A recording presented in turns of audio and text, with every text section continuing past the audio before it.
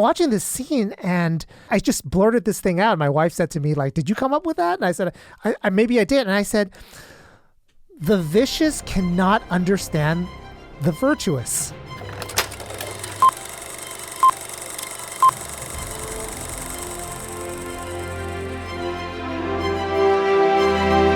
Welcome to VoiceOver. I'm your host, Heather Bigley, and I talk to people about the movies that made a mark, that led to cinematic epiphanies. It's not always the movie you'd expect.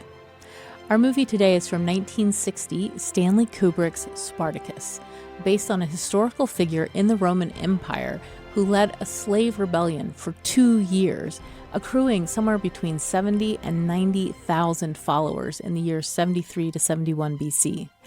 When they were defeated, the Romans crucified 6,000 survivors along the Appian Way. Kubrick was brought in to film a movie that Kirk Douglas had already developed, acting as producer for his company Brenna Productions. So the film isn't seen as necessarily a Kubrick film. The script was adapted by Dalton Trumbo from Howard Fast's 1951 novel. Both writers had been targeted by the House of Un-American Activities Committee in the 1950s. This film was a wild success, winning 4 Oscars, supporting actor for Peter Ustinov, cinematography, art direction, and costume design. My guest today is Barry Lam, who's a professor of philosophy at UC Riverside. He's also the host and producer of Slate's Hi-Fi Nation podcast. He recommended a couple of films for this discussion, including Joe versus the Volcano, WALL-E, Mr. Smith Goes to Washington, and Thor 4, Love and Thunder. But I chose Spartacus. I've recommended it on the show before, and I thought this was a great opportunity to dive deep into much of what it has to offer. And I wasn't disappointed. Stick around after our conversation for more movie recommends.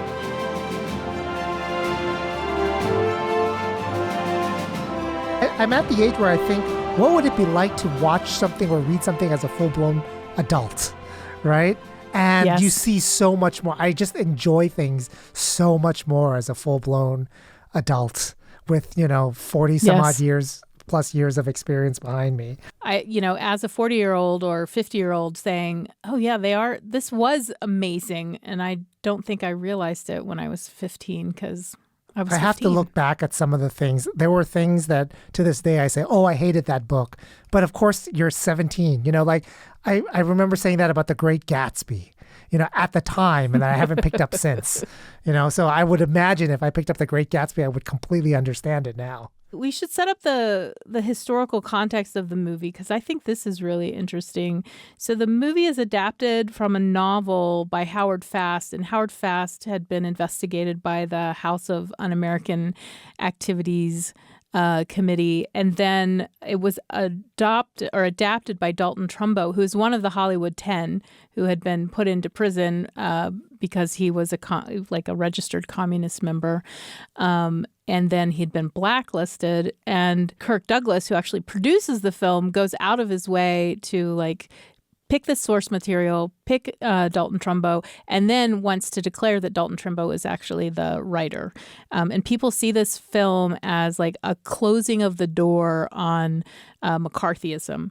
And in fact, there's a big deal that John F. Kennedy actually went to the theaters and saw this film. And so Kirk Douglas is very much concerned about showing freedom, right? This is what freedom takes. This is how we become a free people. Did any of that translate for you when you were younger? I don't believe that it did when I was younger. I don't think I was aware of the HUAC historical context. I remember learning about that stuff.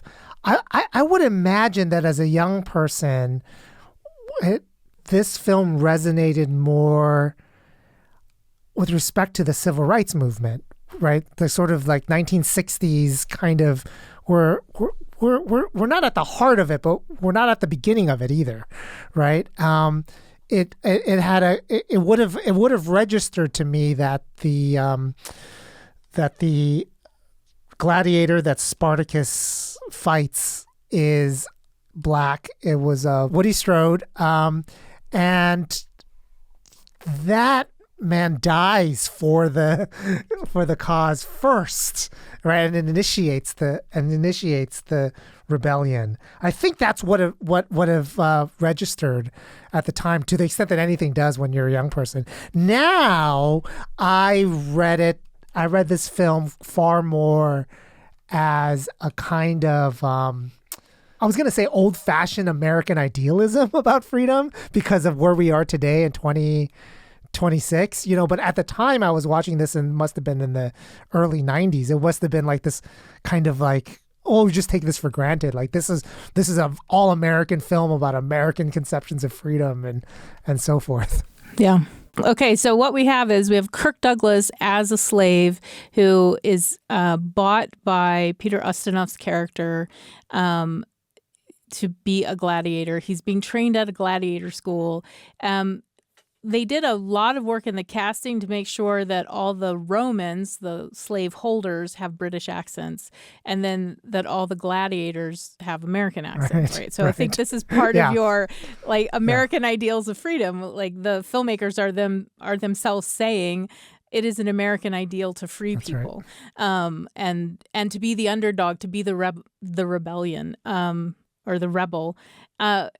And Woody Strode is so interesting because you say he's the first one to die. He actually, they're in the ring, they're fighting each other. The Romans want him to kill Kirk Douglas, and he decides not to, and in fact, instead throws a spear at the Romans, which is kind of right, and charges at Crassus, Laurence Olivier, and Crassus kills him. This is the inciting moment.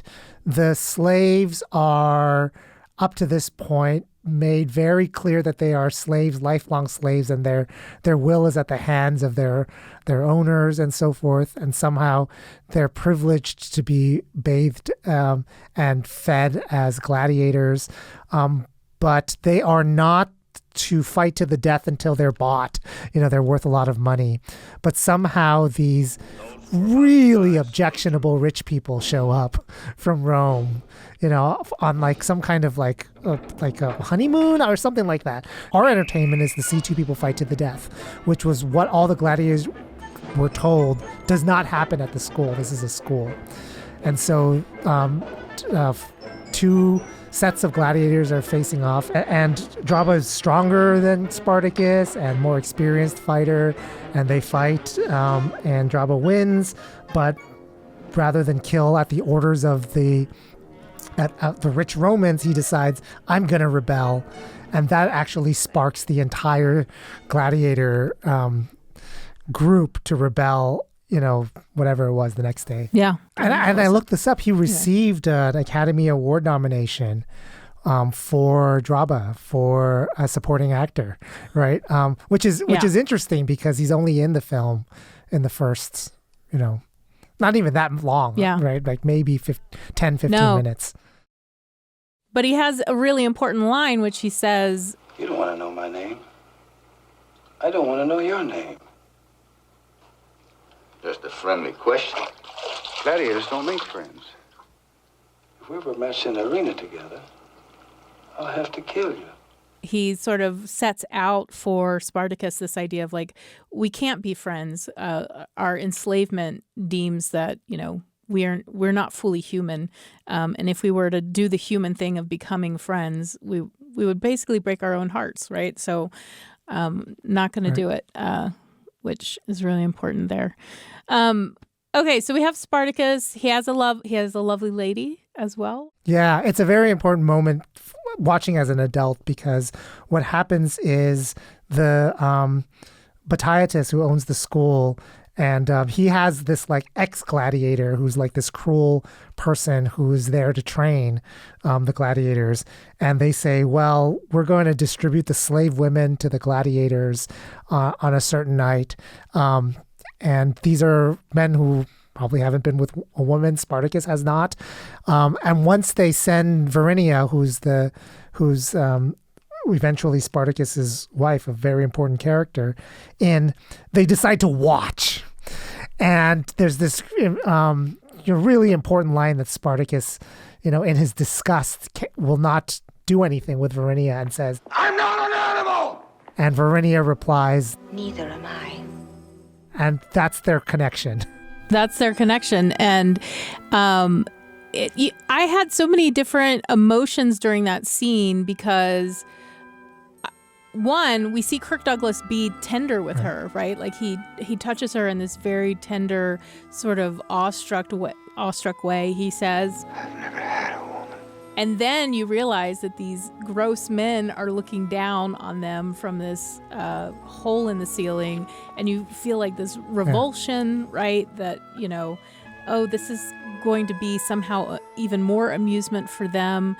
You feel bad for Varinia because how many times has she had to do this before? Like, there's just like, and then of course that moment when they sort of stand up and say, I am not an animal. And you're like, and what's interesting is that's how Varinia connects with Spartacus. This is somebody who in all of his suffering is actually given a moment where he's not treated as a slave, but he decides he's not going to succumb because this is actually just a continuation of his dehumanization. And that's what Varinia connects with, right? And that's a consistent theme throughout. One of the things I've noticed so much as an adult watching this is just how much Spartacus, who's got to be a never educated, slave since he was a young boy, kind of learns across the course of the film that all of this stuff that I feel is the life of a brute. And when I see anything refined, as soon as I see that, I admire it. Right. So there's a couple of moments in the film where the rest of the gladiators escape and find, aristocratic Romans and say, we're going to make them fight to the death, right? Which is exactly what somebody would do, when they're as retribution. And Spartacus is disgusted by it, right? And reprimands and says that we have to live up to a higher standard. Another moment in which this happens is Antoninus, who finally escapes, and he's a singer of songs, and that's what he does. He's an entertainer. And this is just funny to Spartacus, right? And to other people. Like, what are we going to do with somebody who can entertain us, right? Like, we need carpenters, we need fighters, but we don't need an entertainer. And then the very first time Antoninus sings for Spartacus just immediately recognizes this is what being a human being is, right? He has this line to Varinia. An animal can learn to fight. But to sing beautiful things and make people believe them. And this is the kind of thing that Spartacus represents in this film. And I just didn't recognize this at all, as a young person. Yeah, well, and Spartacus also then has a moment when he says, I know nothing. Nothing. I want to know. I want to know. Know what?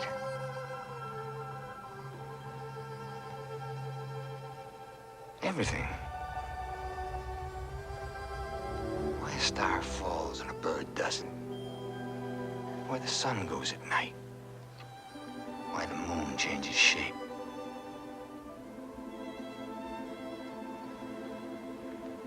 I want to know where the wind comes from. Like, he has this beautiful little ode to education in the natural world that I wasn't expecting. Let me just say, right? Like, this guy, we're supposed to like him because he's all muscles and he's like valiant, but the movie goes to great depths to say, here's a whole person searching for their humanity and respecting it, right?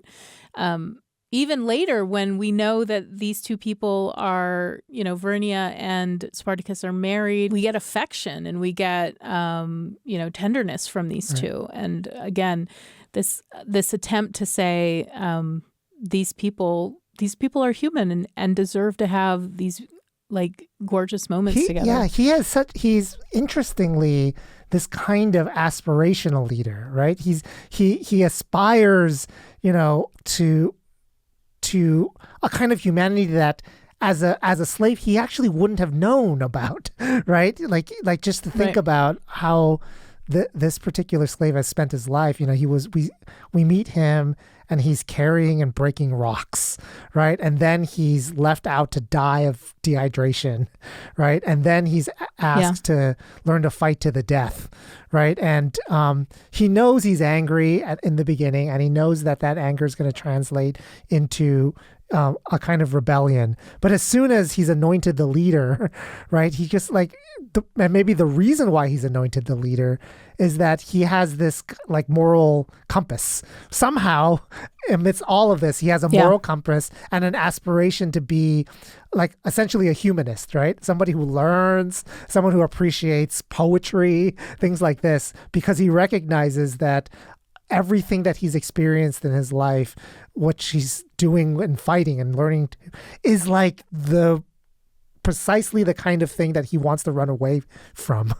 And the film is like setting up this divide between the slaves and the Romans. We don't see the Romans with their families. We see the Romans sort of, politicking and strategizing, and we see them in these positions of single men trying to gain more power. But we see the slaves once they are free or once they've escaped, we see so many children and like old people, like this whole multi-generational community that has come together. And that contrast is really, really stark for me. It's not just those British accents, right? It's also that the slaves are engaging in community in a way that doesn't even occur to the Romans. So I love that. And I love the way that shows up in the visuals. We get all these sort of medium shots of, and sometimes closes of people with their children. And we're supposedly from the perspective of Spartacus, he's looking at them and sort of acknowledging them. And again, I did not expect this from a sword and sandal movie. Yeah. I was like, this is going to have great fight scenes, right? And then I get in there and I'm being taught like how to look at people, and I'm being taught like who these people are, right? Yeah, really it's lovely. Family, it's working, it's humor, right? It's all the aspects of living that middle-class American would like recognize, working-class Americans, right, would recognize. And the vision of the Roman is how I think an American would envision like British aristocracy, right? Everything is about scheming for power, and everything about what goes on in the world is other people scheming against you, right? And the only way of seeing the slave revolt is as its impact on my power in Rome and so forth, or a challenge to the existing hierarchy. I think the one interesting thing about the Laurence Olivier character, Crassus, is, of course, that he's fallen in love with Varinia somehow. When he's on this little honeymoon trip, he decides to buy Varinia. She's able to escape because of the tumult of the rebellion. But later he comes upon her again and wants to like, and sort of brings her back to his house, and he's like decorates her and all of these jewels. And he tells her, I'm going to make sure your child thrives, but this isn't enough for her. I was watching that scene, and I thought that was one of the most fascinating scenes in the whole movie. One thing he needs is for her to validate that he's actually better than Spartacus in some way, and she will not do that, right? So he actually asks her, Why did you love him? I can't tell you. I can't tell you things you can never understand. But I want to understand. Don't you see? Must understand.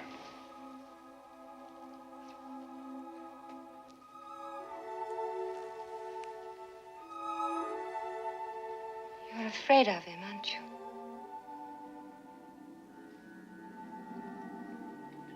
That's why you want his wife. To soothe your fear by having something he had. When you're so afraid, nothing can help. Nothing. he doesn't get to win. He could like kill Spartacus. He can do exactly what he did, was have Spartacus fight to the death against somebody he loved, but he cannot win because he does not understand what it is that a slave could have over what is essentially the leader of Rome at that time, and why a slave woman couldn't, understand at all.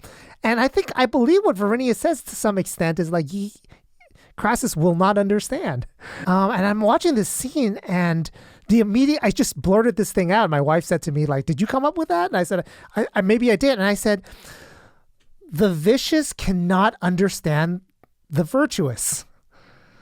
And I said, I don't know if I think that's true or not, but that's what I blurted out. It was like, someone like Crassus just cannot understand the motivation of somebody who acts for the sake of virtuous reasons, as opposed to power or something like that. Like that they understand, that they can combat, that they can, right? They have force behind them. But they just don't understand how somebody could be fighting for the sake of something like human dignity or whatever, or like how Varinia could value that as opposed to comfort, wealth. And there was no way Crassus could ever understand that. And Olivier just masterfully played that character. We talked a little bit about how this movie might have communicated with the audience of the time. You talked about the civil rights movement, which I think is really important here. But today, and you kind of mentioned today, what messages do you think does this have for an audience today? Should they watch it? Absolutely. This is timeless. This came out in the 1960. I probably watched it in the early 90s. And today, I find so much, right? The vicious not understanding the virtuous is actually a very interesting way of thinking about times today, right? There really is a kind of thinking about the culture wars or the political wars we're in, whereby you just really don't understand each other.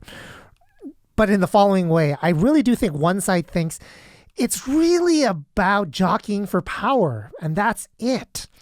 And we don't really understand the moral arguments of the other side, except as a kind of tool being wielded to win an election or to wield some kind of cultural power over us or something to that effect. So I had read some background on this that was talking about how Kubrick wanted it to be a harder choice for the audience to choose between the elite Romans and between the slaves.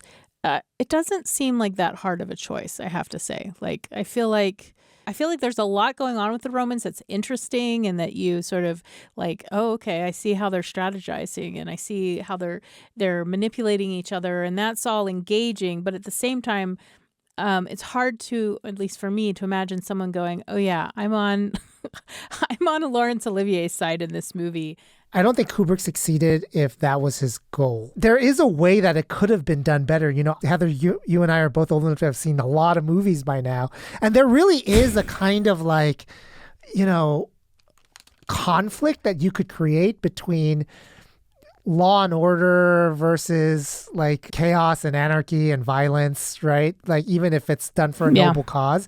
But it wasn't depicted that way, right? They were the Gladiator revolt under the leadership of Spartacus was purely virtuous, right? There was nothing because of the leader that they had. They did not commit atrocities, or anything like that. And I think I have to go back, at least for me, those images of this multi-generational movement are so much more persuasive to me than the Romans alone in their baths, right? Or the Romans alone, on their sort of chessboard of a Senate building or whatever it is. Like that to me emotionally is so much more powerful than what we end up seeing or how they're portrayed. This movie is a tragedy, obviously. I mean, it ends with the crucifixion of 6,000 people. But at the same time, for some reason, I I felt a lot of hope at the end of the film.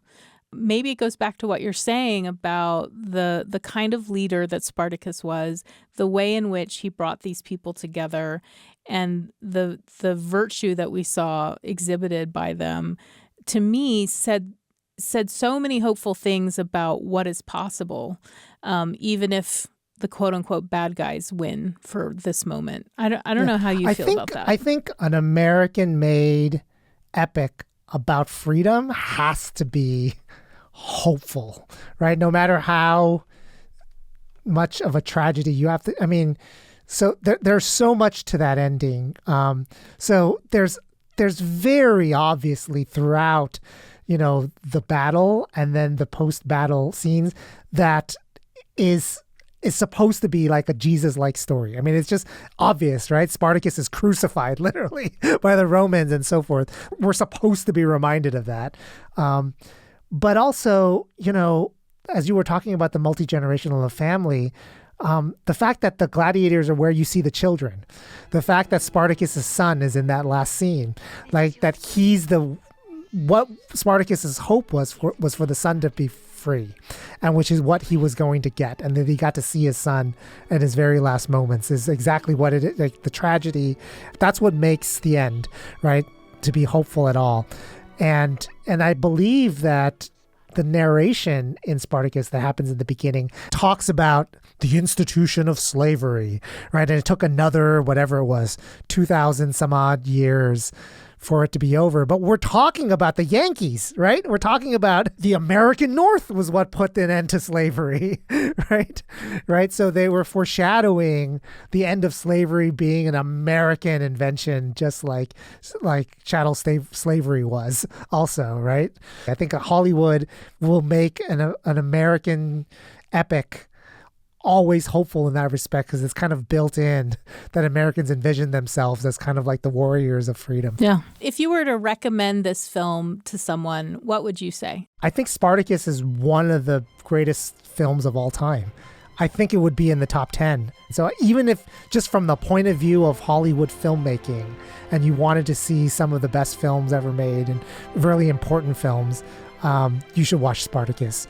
But I think that just the social and political struggles between like populism, totalitarianism, versus comfort.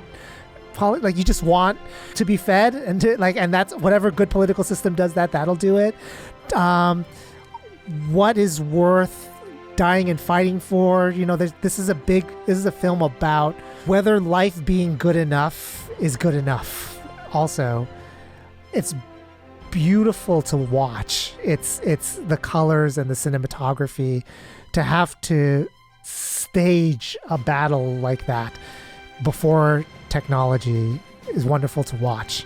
So I think that everything that you could possibly like about watching a Hollywood movie is in here, but it's also got a lot of things to think about. It's a literary film. This is going to be a film that's going to be watched, for 100, 200 years.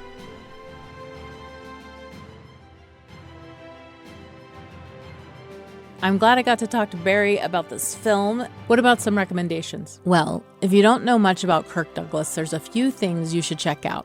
Don't be scared of his chin dimple. It gives me the willies too, but we can be brave together. I've already recommended Ace in the Hole, his collaboration with Billy Wilder, but you might also try 1952's The Bold and the Beautiful, directed by Vincent Minnelli. Douglas plays the abrasive, manipulative producer out to triumph in Hollywood no matter who he ends up stepping on. Lana Turner also stars, and she is a marvel. She's stunning, emotionally intelligent, an incredibly skilled actress. You won't be able to take your eyes off the two of them together. If you're interested in more films with the amazing Gene Simmons, check out Elmer Gantry, also from 1960, which casts Simmons with Burt Lancaster. She plays the pure preacher in contrast to his religious con man, caught up in a love triangle that ends in literal flames. It's spectacle and romantic drama and ruminations on what redemption really means. And it made me, in my 20s, think and think and think. And if you want to explore Woody Strode's career, check out Once Upon a Time in the West from Sergio Leone, released in 1968. Strode plays one of the bad guys of Henry Fonda's Merciless Mercenaries, and it's the film that offered Strode his very first close-up. Voiceover is produced by BYU Radio and is edited by Spencer Boyer. Thanks to Nick Levitt for additional post-production support. I'm your host, Heather Bigley.